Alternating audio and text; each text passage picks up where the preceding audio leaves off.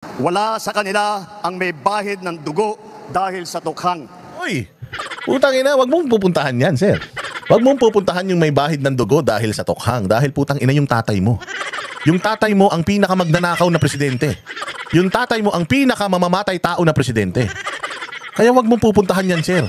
Kapag ka ginugil mo yung pangalan ng tatay mo, lalabas lahat ng baho nyo. It's in the internet, sir. Kaya wag mong pupuntahan yan. Yan ang pinakamalaking pagkakamali mo. Yung puntahan mo yan. You do not have to compete with the Dutertes. Wala ka sa kalingkingan nila. Besides, sila nga ang nakabisto, nakasama ka sa drug watch list. O kaya wag mong pupuntahan yan. Tokhang, putang ina, yan lang ang yan ang isa sa mga pinaka nagustuhan ng mga Pilipino kay Duterte. When you ask every Filipino in the streets or on the street, talagang sasabihin ng mga Pilipino na Tokhang maganda yun kasi naubos yung mga adik. Palibhasa Bongbong, galit ka sa Tokhang kasi naubos yung source siguro. Siguro noong mga panahon na inuubos ni Duterte yung mga pusher, putang ina, pati yung source mo naubos. Pati yung pinagkukuhanan mo baka nawala, kaya galit na galit ka sa Tokhang. Umaming ka. O hindi mo naman dinideny na adik ka. Di ba? Tinatanong ko kung adik ka, di mo naman dinideny. Ayaw mo rin magpa-drug test. Putang ina yan. Anong iisipin ng tao? Di adik ka. Yun ang iisipin ng tao. Kaya ka galit sa Tokhang kasi baka adik ka, baka. Ano pa? Wala sa kanilang kasabwat sa pagbulsa ng sako-sakong pera, pinagsamantalaan ang krisis ng pandemya, pinabayaan ang ating mga kababayan na magkasakit at mamatay. Ha? Tangina, ang galing. Tangina, ang galing talaga ni Bongbong. Sako-sakong pera daw ang ibinulsa. Nino? Tangina, Bongbong, bagyo lang, wala kang alam. Hindi mo alam kung paano susolusyonan yung baha at bagyo sa Pilipinas. Putang, kung ikaw ang presidente ng Pilipinas nung pandemic, sigurado ko patay na lahat ng Pilipino sa sobrang kabubuhan mo. Paalala ko lang Bongbong meron po tayong krisis noong pandemya. Dahil sa pandemya, nagsarado ang ekonomiya. Ano ang ginawa ni Pangulong Duterte? Binigyan niya ng ayuda yung mga hindi makapasok sa trabaho, yung mga nawalan ng trabaho, yung mga na-stuck sa bahay. Nagkaroon ng sandamukal na mga COVID facilities. Nabayaran ng PhilHealth lahat ng mga nasa ospital na nagka-COVID. Maraming namatay, putang ina ka. Buong mundo maraming namatay, Bongbong. Hindi lang sa Pilipinas. Kung makapagsalita ka, kala mo naman sa Pilipinas lang maraming namatay. Punta ka sa India, punta ka sa Spain, pumunta ka sa Japan. Ang dami ding namatay dyan sa Singapore. Pero, saradong ekonomiya, tinan mo sarado ang ekonomiya, walang perang pumapasok, nakapagbigay ng ayuda si Presidente Duterte. Nangutang ba siya para sa ayuda? Hindi. Gumawa siya ng paraan, gumawa siya ng pagkakakitaan para magkaroon tayo ng supplies. Ano yon? Bakuna, libre nating nakukuha. Habang yung ibang mga bansa, katulad ng Amerika, nagsara, hindi lalabas ang bakuna, sa atin muna. Si Pangulong Duterte nakipagkaibigan sa mga bansa para makakuha ng bakuna. Maiturok, putangin na mo, pati ikaw nga tinurukan Pati nga mga pamilya mo tinurukan libre. Makapagsalita ka. Nagbibigay pa ng ayuda Wala nang perang pumapasok, nagbibigay pa ng ayuda si Duterte noon. First tranche, second tranche, third, tatlong tranche. Putya yan, halos 3 taon. Nasarado ekonomiya. O ngayon, binuksan na ekonomiya. Binuksan na ekonomiya.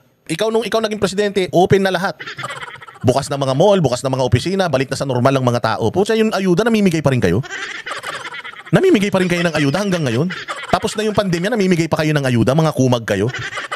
Yun ang corruption. Paano mo sasabihin corrupt? Noong panahon ni Pangulong Duterte, tinaas ang sweldo ng pulis, tinaas ang sweldo ng sundalo. Namimigay pa ng ayuda. 10 taon yung passport, 10 taon yung lisensya.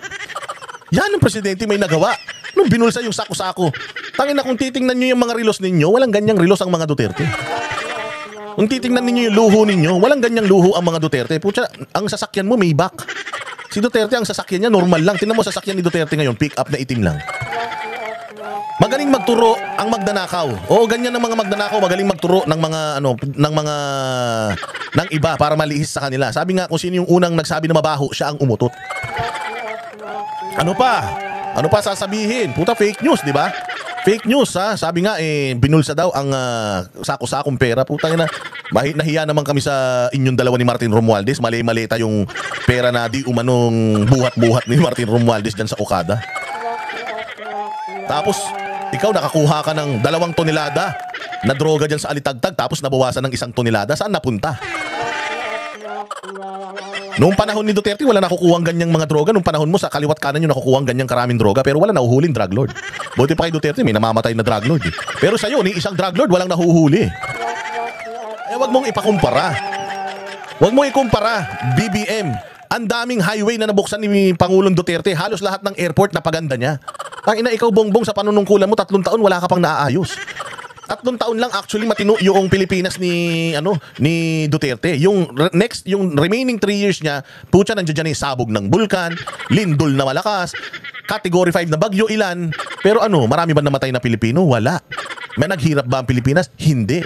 Kaya na sa'yo nga ilan pa lang yung kalamidad mo. Simpleng habagat na ulan pa lang kumakamot ka na sa ulo, hindi mo na alam ang gagawin mo kung makapagsalita ka. Kala mo perfect ka, sir. Perfecto ka. Oh, ano pa? Wala sa kanila ang mga pumapalakpak sa China at natutuwa pa kapag tayo ay binobomba ng tubig. Tinatamaan ang ating mga Coast Guard. Gago! Ba't binawasan mo yung budget ng AFP? Bakit from 50 billion na hinihingi nila, bakit ginawa mong 35 billion?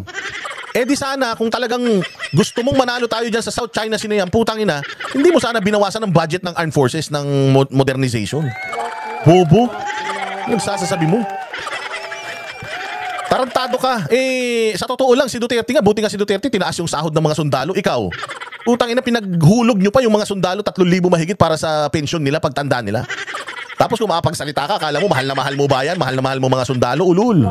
It's the other way around. Nahalang ang ating mga mangingisda, ninanakaw ang kanilang huli. At bukod pa ron ay inaagaw pa ang mga isla natin para maging bahagi ng kanilang bansa. Wala po sa kanila ang tilang sakristan ng isang bulaang propeta Wala ang propeta, ito maganda. na nasasakdal dahil sa pagyurak sa ating kabataan at sa ating kababaihan. Oh, bongbong, putang inang kapal ng mukha mo. Alam mo naman pala na ganyan si Pastor Apollo Kibuloy. Bakit ginamit mo yung resources niya? Bakit tinanggap mo yung perang galing sa kanya? Bakit ka nagkamal ng mga tulong mula sa kanya? Kung alam mo naman pala na ganyan siya. Bula ang propeta. Bakit senador ka pa lang? Punta ka na ng punta sa Kingdom of Jesus Christ para manghingi ng suporta niya. Bakit kinakain mo yung pagkain na hinahain niya sa'yo? Bakit nung kampanya, wala kang inaatinan na mga debate dahil basura tingin sa'yo ng media? Bakit doon ka sa SMNI naghingi ng suporta? Noong rally nyo sa Tagum, kaninong bus yung ginamit mo para tulugan, pagpahingahan ng pamilya mo? Di ba kay Pastor Apollo Kibuloy? Bakit mo kinukuha o bakit mo ginagamit yung resources niya kung masamang tao naman pala siya? Anong tawag sa'yo, bongbong? Bula ang propeta naman pala, bakit ka lapit ng lapit sa kanya? Bakit humihingi ka ng tulong sa kanya? Tanungin kita, anong nagawang mali sa'yo ni Pastor Kibuloy? Anong nagawang mali sa'yo? Lahat ng hiling mo ibinigay niya. Yung dyan sa sa hotel na dyan sa hotel na debate na ang dami-dami mong bitbit na julalay. Magkano yun? Binayaran lahat ni Pastor Apollo Kibuloy yung niyan, yung head count ng mga yan. Milyon-milyon, daan-milyon yung kanyang ginastos sa entourage mo pa lang. Tapos yung mga resources pa niya na pinahiram niya sa'yo during your campaign. Dahil pinangakuan mo siya na itutuloy mo yung laban ni PRRD sa sa insurhensya.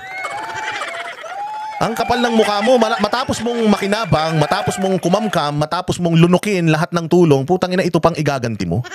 Sasabihan mo pa ng masama, gago yung mga mukha mo sa wall nila doon sa Kingdom of Jesus Christ. Kitang-kita doon yung mukha mo.